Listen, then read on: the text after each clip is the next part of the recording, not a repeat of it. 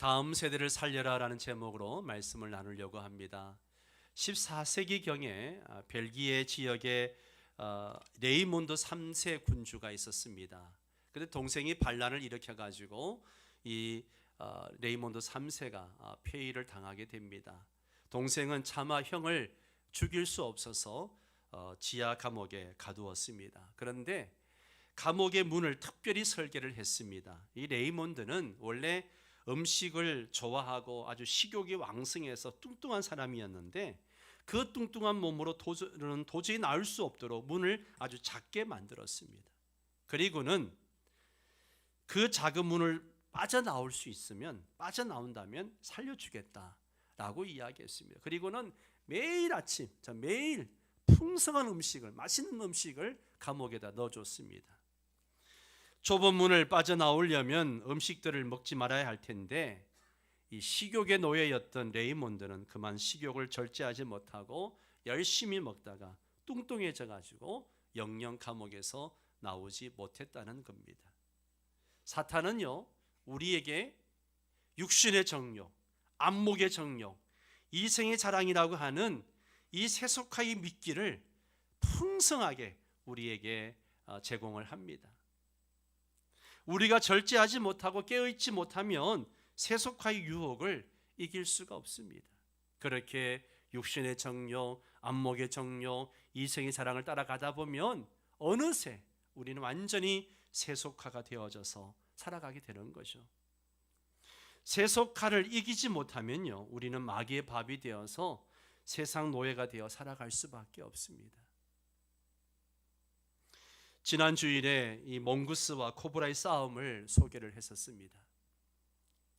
40센트의 이 몽구스와 4m가 넘는 코브라와 싸우면 몽구스가 저 코브라를 제압을 합니다. 몽구스는 작아도 그 속에 하나님이 주신 민첩한 지혜가 있습니다. 몽구스는 옆으로 살짝 돌아가서 코브라의 목덜미를 물기도 합니다. 코브라가 칭칭 감으려고 하거나 독을 쏠려고 하면 또 펄쩍 뛰어서 그걸 피하고 합니다. 우리를 유혹하는 그리고 위협하는 거대한 세상 앞에서 우리는 마치 작은 몽구스와 같습니다. 그러나 우리 속에는 하나님의 능력과 지혜가 있습니다. 우리가 말씀 훈련을 잘 받으면 험난한 세상을 이길 수가 있습니다. 우리가 말씀 훈련을 무시하고 하나님을 버리면 세상의 코브라에 물려서 그 독이 퍼지는 괴로운 삶을 살 수밖에 없는 것이죠. 여호수아 다음 세대는 세속의 코브라에 물려서 그 독이 퍼짐으로 괴로운 삶을 살았습니다. 지금의 우리 다음 세대는 하나님을 알지 못하는 다른 세대가 되어가고 있습니다. 지금 우리 자녀들은 하나님이 없는 철저한 인본주의에 입각한 교육을 받고 있습니다. 인본주의의 교육이 뭡니까? 하나님이 없다는 거예요. 하나님을 무시합니다. 하나님이 없는 교육에서 그렇게 만들어진 교육이 무엇입니까? 그런 데서 동성애가 나오고 악한 것들이 나오는 것이죠. 하나님은 분명히 남자와 여자를 창조했지만 인간들은 아니다. 인간이 분류할 수 없는 성이 너무 많다. 그게 수십 가지가 되고 수백 가지가 된다라고 가르칩니다. 저는 가끔 그런 생각을 해봅니다. 우리 아이들이 장가를 가서 애를 낳으면 이제 손주들이 학교를 갈 거 아니에요.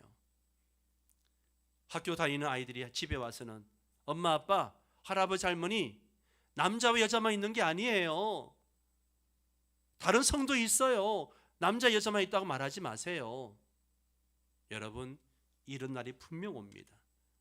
동성애법, 차별금지법이 통과되어지면 이런 날이 분명 옵니다. 학교에서는 이것을 가르치고 있어요. 지금도요. 하나님이 없는 세대가 되어가고 있는 거예요. 우리 아이들이 그렇습니다. 하나님이 없는 세대는 괴로운 인생을 살 수밖에 없습니다. 어떻게 하면 우리 다음 세대를 살릴 수 있을까요? 여호수아는 110세에 세상을 떠났고 한국식으로 말하면 선산에 묻혔습니다.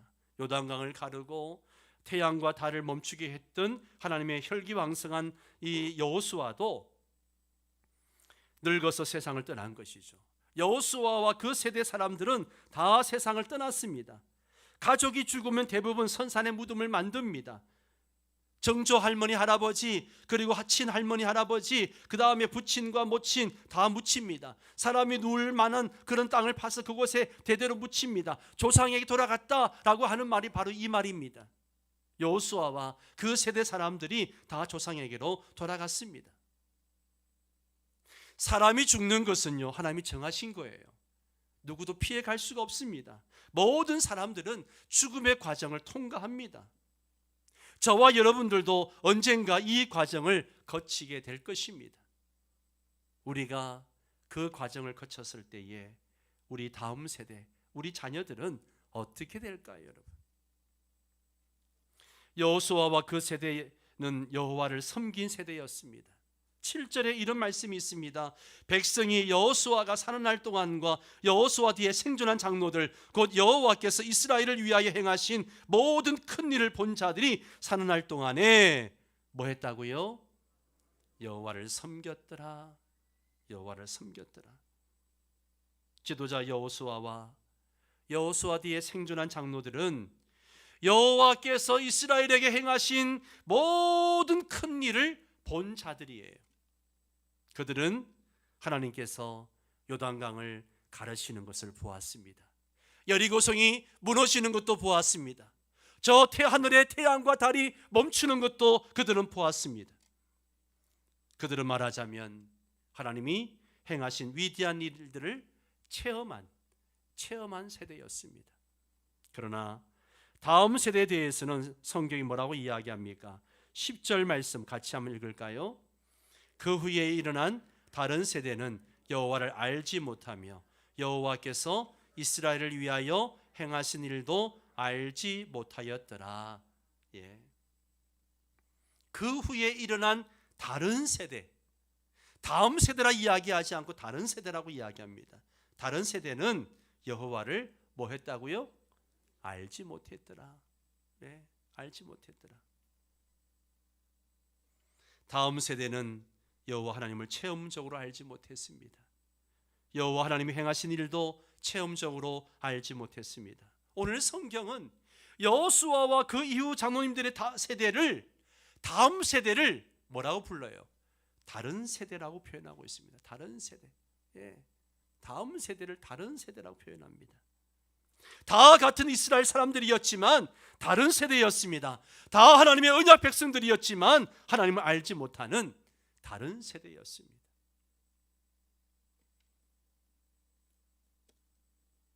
우리 아이들이 교회에서 이렇게 노는 거 보면 너무 이뻐가지고요, 제가 가서 맨날 장난을 칩니다. 그런데 어떤 유아부 아이가요, 엄마가 주는 스마트폰을 갖고 노는데 손을 이렇게 해가지고요, 이렇게 이러고 있는 거예요. 예. 아유, 얼마나 그냥 귀여운지요. 그걸 어떻게 배웠을까? 예. 예. 이 두드리는 자판 문화에 익숙한 사람으로서는 이렇게 하는 게 너무 신기하고 아주 참 놀라워요. 예. 그런데 여러분, 손으로 두드리느냐 만지느냐 이 정도의 차이라면 별 문제가 될 게 없어요. 여러분, 이런 차이만 있을까요? 요즘은 말의 차이도 많습니다. 여러분, 요즘 젊은이들이 쓰는 말을 보세요. 제가 한번 퀴즈를 내볼 테니까 맞춰보세요. 복세편살이 뭔지 아세요?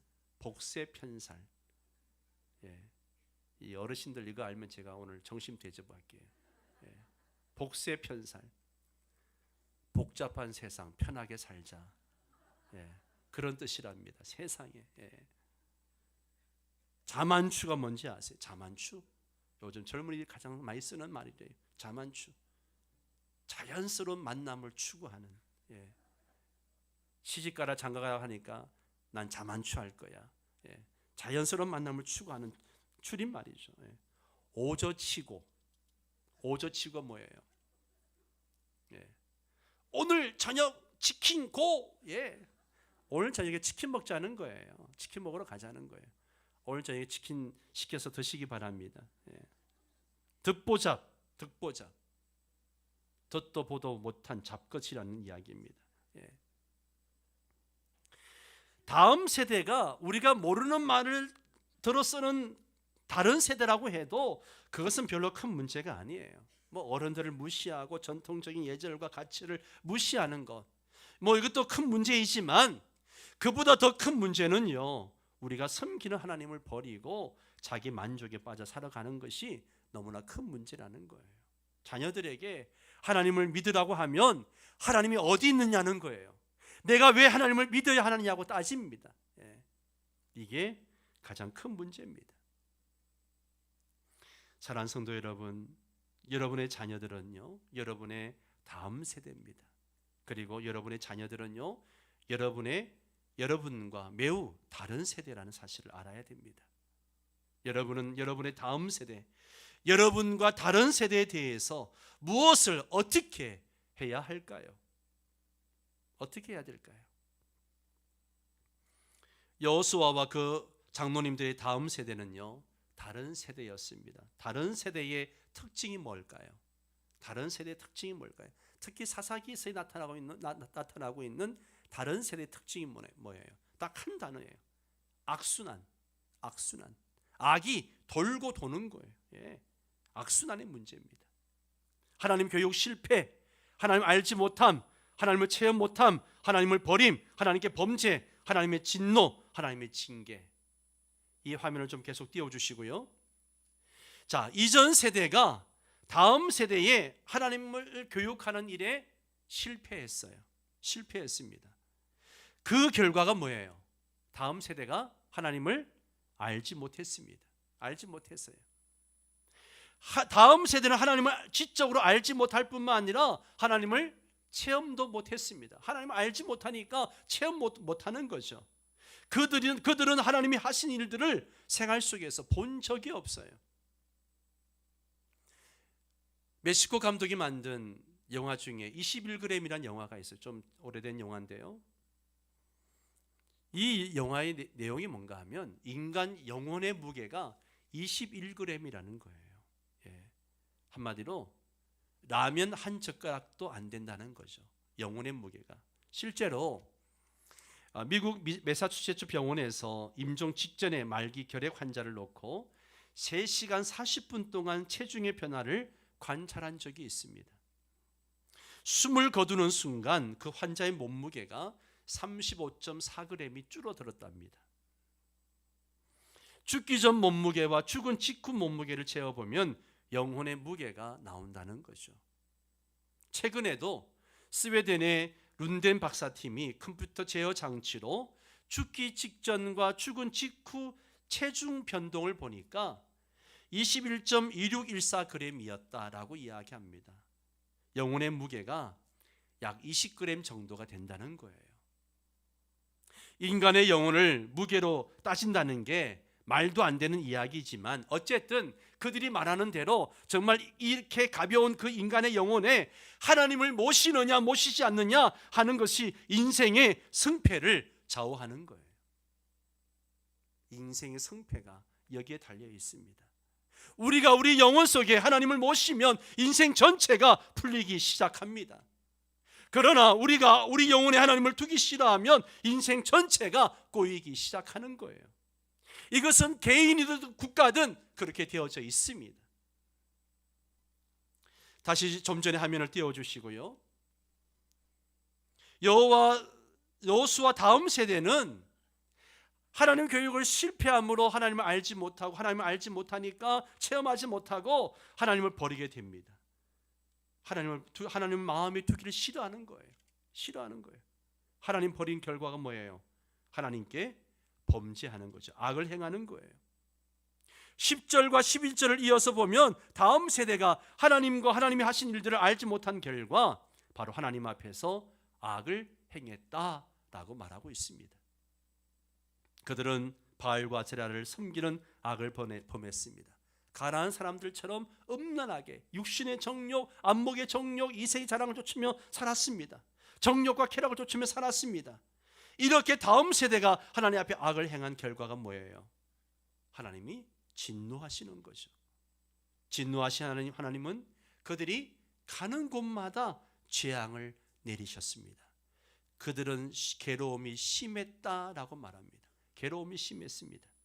그들은 세속이라는 코브라에 물려서 그 독이 퍼지는 몹시 괴로운 삶을 살았습니다. 특히 15절을 보십시오. 이 15절이 사사기스를 푸는데 중요한 구절이라고 제가 말씀을 드렸고 매주마다 이 말씀을 지금 읽고 있습니다. 15절 같이 한번 읽습니다. 그들이 어디로 가든지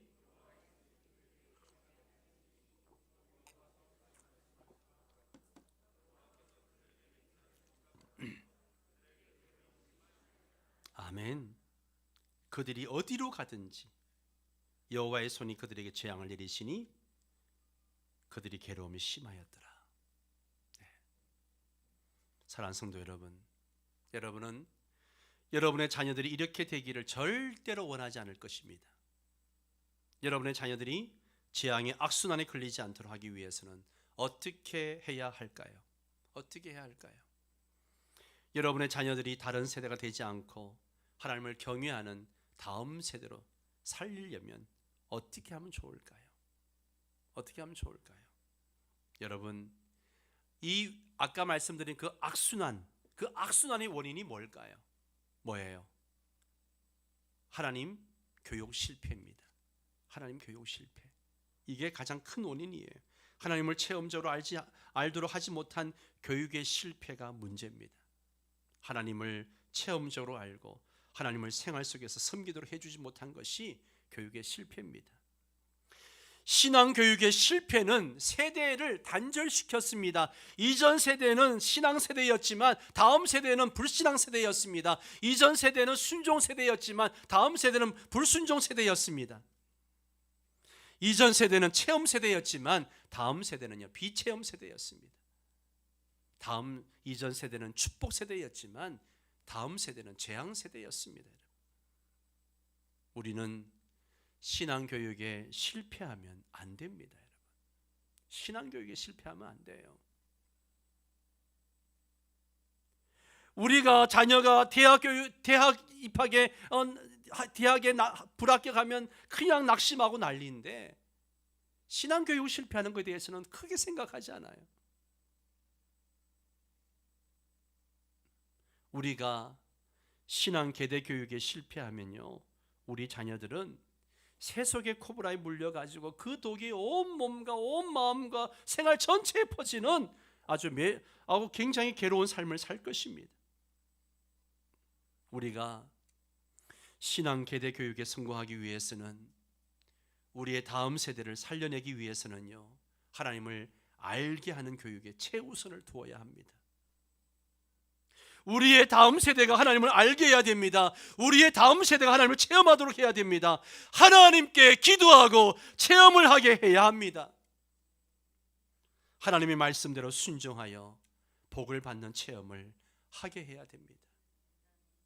생활의 현장에서 하나님의 선하신 손길을 구체적으로 발견하도록 훈련해야 돼요.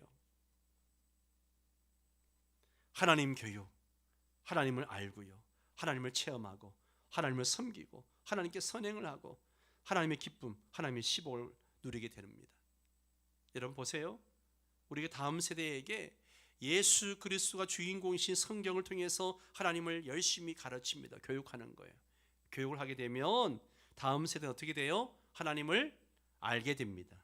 하나님을 알게 돼요. 하나님을 알게 되면 자연스럽게 어떻게 해요?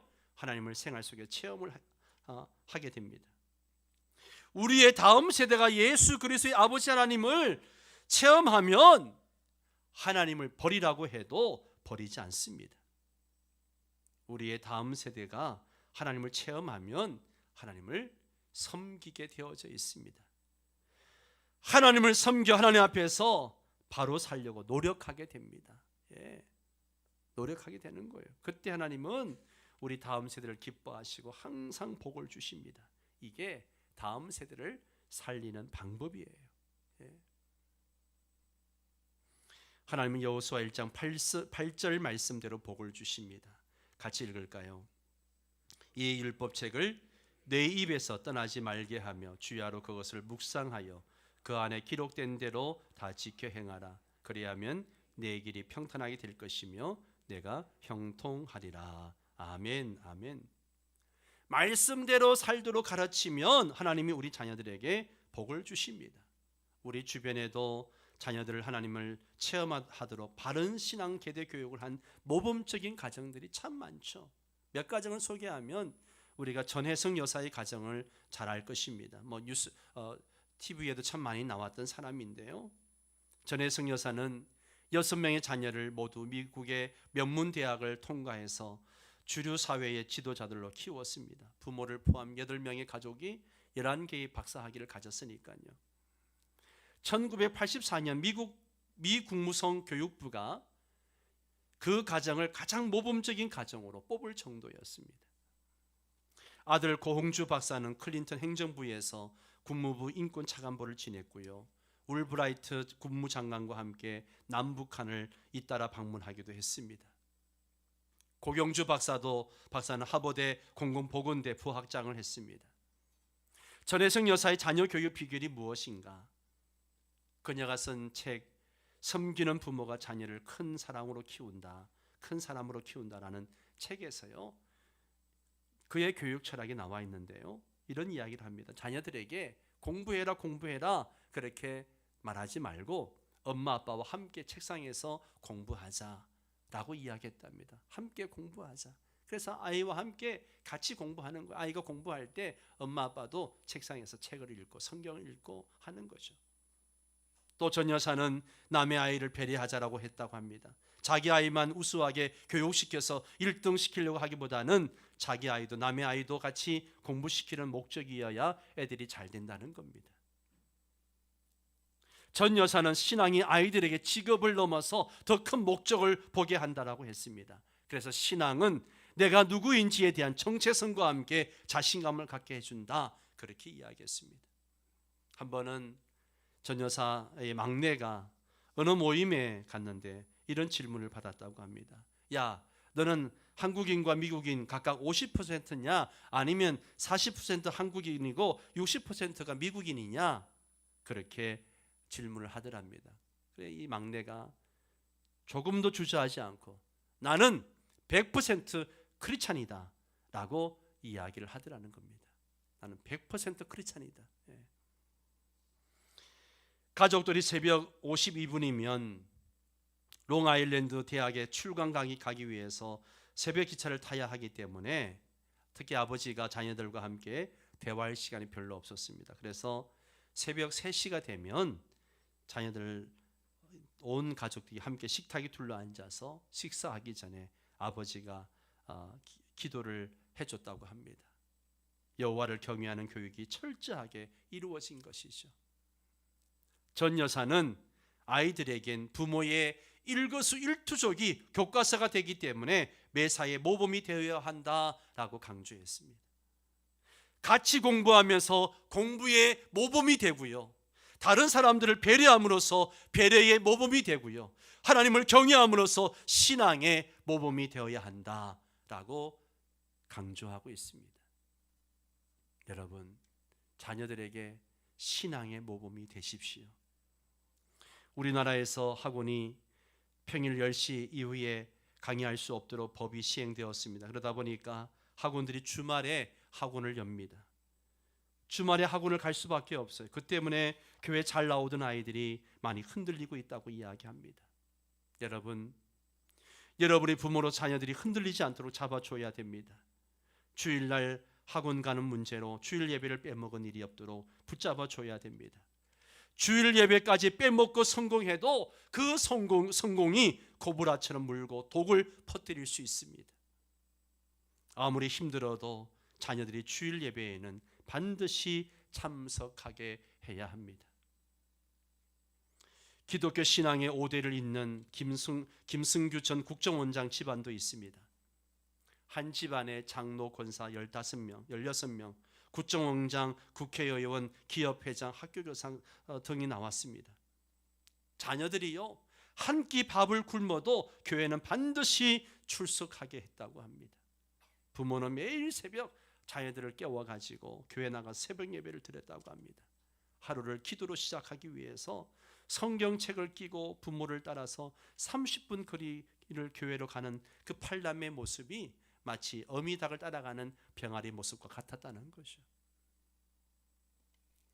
가정예배 시간에 아이들이 사회도 보고 성경도 찾고 말씀도 읽고 이 순서를 번갈아가 맡으면서 가정예배 드리면서 아이들의 신앙이 부쩍부쩍 성장했다라고 이야기합니다. 부모님은 열심히 벌어서 자기만을 위해 사는 개미 같은 인간이 되지 말라고 가르쳤답니다. 남들에게 해를 끼치는 거미 같은 인간도 되지 말라. 꿀벌처럼 남에게 유익을 주고 선을 베풀 줄 아는 사람이 되라. 그렇게 늘 가르쳤다는 거죠. 팔남매 모두 학생회 임원, 찬양대원, 주일학교 교사로 봉사했습니다. 여러분, 자녀들과 함께 가정예배를 드리십시오. 온라인 신방을 해보니까 많은 가정들이 신앙명가에 대한 강의를 듣고 도전을 받고 가정예배를 새로 시작한 가정도 많고 또 드리려고 애를 씁니다.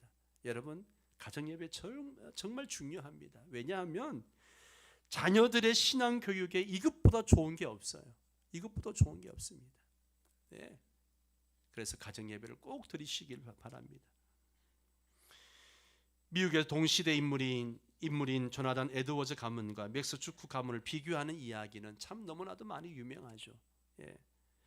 맥스 주크는 술주정뱅이에다가 죄수였습니다. 맥스의 후손이 1026명인데요. 그 중에 300명이 죄수고 190명이 창녀고 680명이 알코올 중독자였다는 겁니다. 일부가 겹치기도 하지만요. 조나단 에드워즈의 후손은요.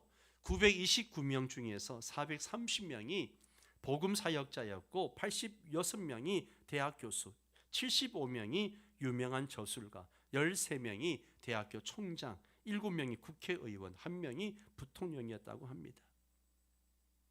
하나님을 체험적으로 알고 섬긴 가문과 하나님을 버리고 악을 행한 가문의 차이가요, 천지 차이가 나는 겁니다. 하나님의 복을 받는 경건한 후손들을 만들려면 신앙의 계대 교육을 반드시 성공해야 합니다. 여러분의 다음 세대를 살리려면 하나님을 알게 해야 합니다. 성도 여러분, 가정 예배를 드리십시오. 자녀들을 주일학교에 보내십시오. 여러분 성경학교, 여러분 수련회에 꼭 참석시키십시오.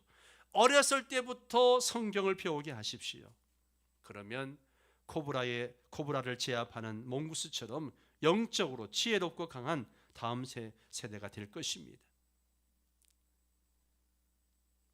갈수록 자녀들의 신앙 교육이 어려워지고 있는 건 사실입니다.